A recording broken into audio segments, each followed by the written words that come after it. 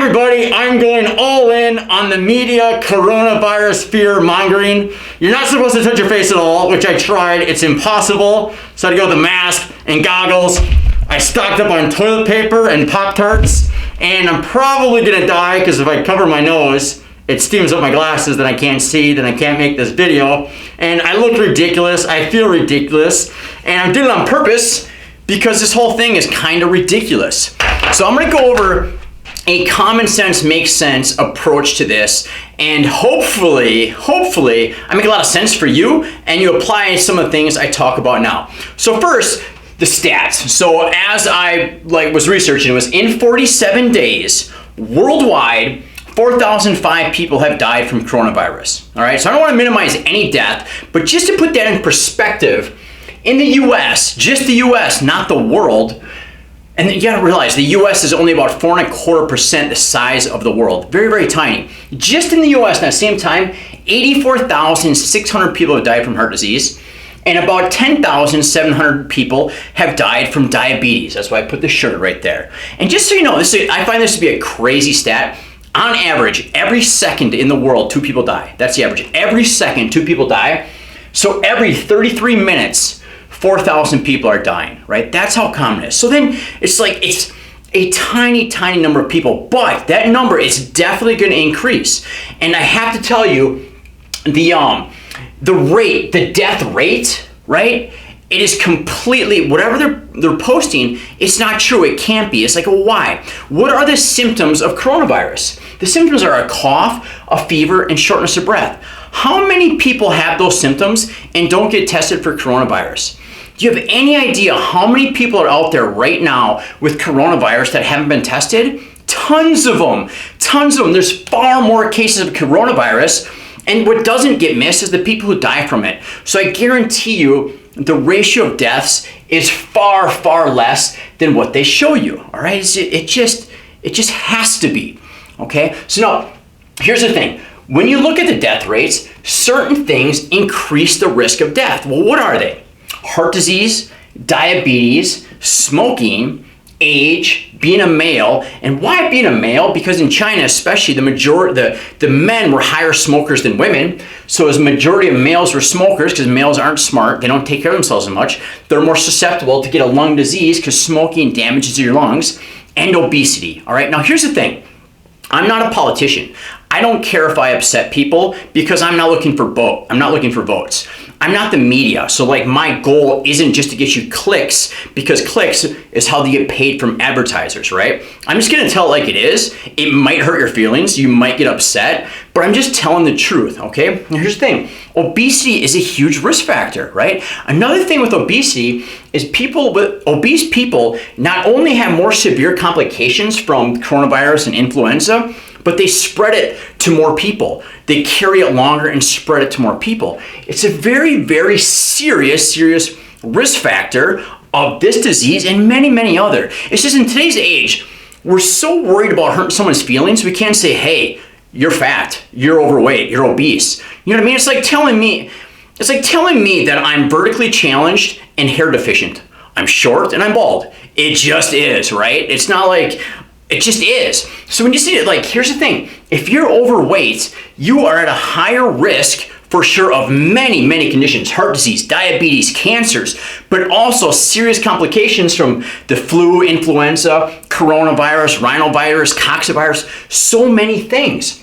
Now this is really important for a number of reasons I'm about to get to. So what's our government decided to do? Actually, you get coronavirus, right? I'm gonna look at what are the treatments. Let's go to this first. What are the treatments, the common treatments? So it's different around the world. It's different at different hospitals. So I was looking at different parts of the world, different areas, different treatments, because what can you do for a virus? We don't have any viral medications per se. We have some that claim to be antiviral. So here are some of the treatments that I've seen. One is people get a fever and they take NSAIDs or something to reduce the fever. They treat the fever. Here's why I disagree with that very much. And I have this conversation all the time. I just had this conversation last week where a woman's like, man, I was down and out for 2 weeks.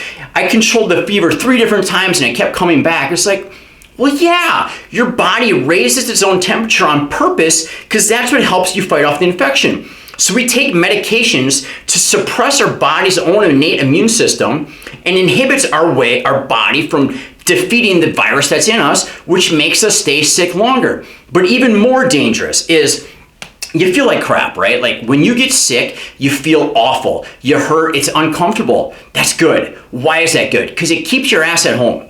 What happens is we take drugs to suppress our symptoms, then we feel better, but we're still spreading the stuff everywhere because it's inside of us, and then we go out in the public.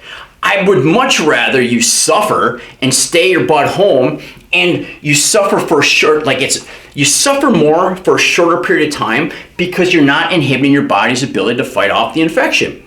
Now, some people say, well, if you don't fight the fever, you could get brain damage. Just look it up, right? I know we've been taught that. I know that's what keeps getting look it up. The only time that happens is if you have like brain damage and the part of your brain that regulates your body temperature can't do it. That's like the only time. Or if you're locked in a car because your brain can't control the temperature of the car. So that's, for me, I never think that's a good idea for the reasons I just showed you. Another one is this drug that, I don't know if they're doing it in the US, but other countries I've seen this remdesivir. I don't know if I'm pronouncing it right or if I spelled it right. But so they created this drug back for the Ebola outbreak, right? And they found out that the drug, it sucked. It didn't work at all. So now they're like, well, it didn't work for that. Let's try it for this. I'm not kidding. Look it up, right? Another one I see is people are running out to get the flu shot. Here's the thing. So some people say, oh, you idiots, you can't get the flu from the flu shot. The influenza virus is inactivated, it's dead, there's no way to catch the flu. That's true, you can't catch any of those 3 strains in the trivalent flu because they're dead. But there are studies out there that show people that get the flu shot are more susceptible to other types of viruses like coccivirus, rhinovirus, coronavirus. So getting the flu shot can actually increase, and this is with kids too, your chances of getting other types of viruses. So you're running out and getting a shot that increases your chances of possibly getting the coronavirus. That doesn't make sense to me. It just doesn't make any sense. The treatments that make sense to me are this. One, oxygen, of course. If your lungs are damaged and hurting and they need some help, some oxygen to help get air into your body is a good thing. And of course, fluids are always a good idea. Now, one thing that I would love to know is what are the vitamin D levels of the people who are getting serious complications and dying or getting sick? What's really interesting when I look, so right now in the Northern Hemisphere, it's winter.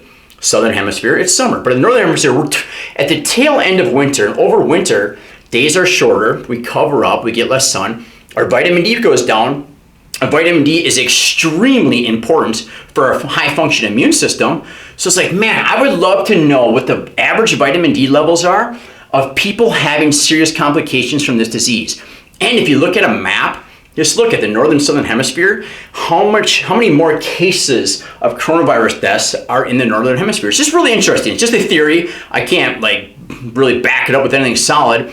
But one thing I think is really, really intelligent all the time is to make sure your vitamin D levels are up, just because on average, especially going through winter, why is it cold in flu season? It coincides with wintertime low vitamin D season. So all of this is going on. What does your government decide to do? Because they react. That's what politicians do. This is what foolish people do.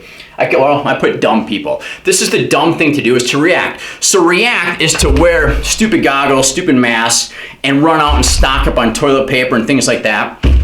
That's dumb. That's reacting. So what do the government do? They want to spend $8.3 billion on what? And I'm like, $8.3 billion. That is so much money.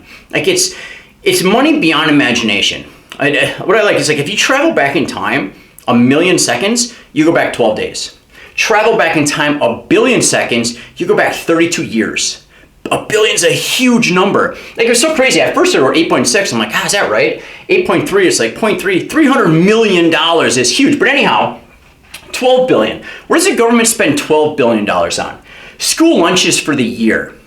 Imagine if we took, because we obviously have the money if you can come up with it to spend on this, if we took an extra $8 billion and improved all the school lunches, how much better that would be at reducing kids' sugar, reducing heart disease, reducing obesity, because obesity in kids is a huge problem right now, and just making them overall healthier and behave better. But check this out. What does the government spend $22 billion on? This is the money they took from your taxes just to pay farmers to grow crops, right? That's like socialized farming. So instead of having free market farming where farmers have to figure out what they should grow to be profitable, the government just pays them to grow certain crops. And as a farmer, why wouldn't you? It's like, well, they're just going to give me money to grow what? Corn, soybeans, wheat, cottonseed oil, and rice. This is why junk food is so cheap and why so many people have heart disease, diabetes, and are obese.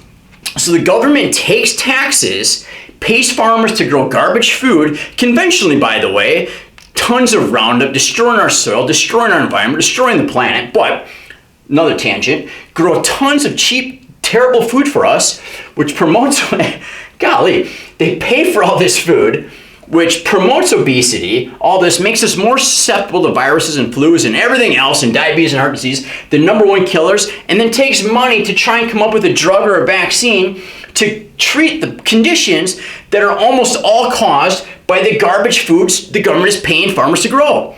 It just drives me bonkers. So what can we do? What do I think is the intelligent approach? Dumb is to react. Dumb is to run out and stock up on Pop-Tarts and non-perishable foods and toilet paper, and that's dumb, right? Wearing a mask that doesn't do anything. There's no way a mask is going to filter out a virus. It's insane. That's dumb. Respond, that's better, right? So if you are in the high-risk group, don't go out in Publix. If you are feeling a little bit under the weather, just stay inside, call in sick, don't go into work, right? Eat good foods, get a good night's sleep. Like, do those things now. It's an intelligent response. Don't overreact. Don't watch the media fear mongering. Don't go crazy. Just make smart choices. Now, the wise thing to do, the wise, intelligent thing to do is to be proactive. Every 2 years or so, something like this happens. It's going to come again and again and again and again. And time flies, man. Time flies. Before you know it, you're older, you're overweight, you're at a higher risk. Start now. Take care of yourself now. Like, if the government would take this as a teaching tool and be like, listen, here's the truth. If you don't take care of yourself, if you let yourself gain extra weight, if you smoke, if you don't exercise, if you live like the typical American, you are far more likely to get complications from the flu and any of these other viruses. Plus, you're far more likely to get cancer, more likely to have heart disease, more likely to have diabetes, more likely to have everything, for the most part, everything. So the proactive choice is to start choosing a healthy lifestyle now for you and your kids, right? It starts with kids. We got to get them eating right away. It's really hard to break habits. The longer you're living with bad habits, the harder it is to break them. So start right away. Take vitamin D every day. I mean, it's such a simple, inexpensive thing to do. Eat more fruits, eat more vegetables. Don't eat this crap. Corn sugar, high fructose corn syrup, grains, refined wheat, anything with soybean or soybean oil. You should just avoid it. This stuff is poison. It's just absolutely terrible for you. So be proactive and know that this is going to come again. But when it does come again, you're fully confident in your health and your immune system. So you're one of those people that your symptoms are so mild, you don't even know you have the virus in you. Because there are a lot of people out there that have coronavirus in them and have absolutely no symptoms, but they can go breathe on someone who is obese, who smokes, who has heart disease, and give it to them and make them, well, not make them, they get really sick because their immune system is suppressed because of the choices they made years ago because they weren't proactive.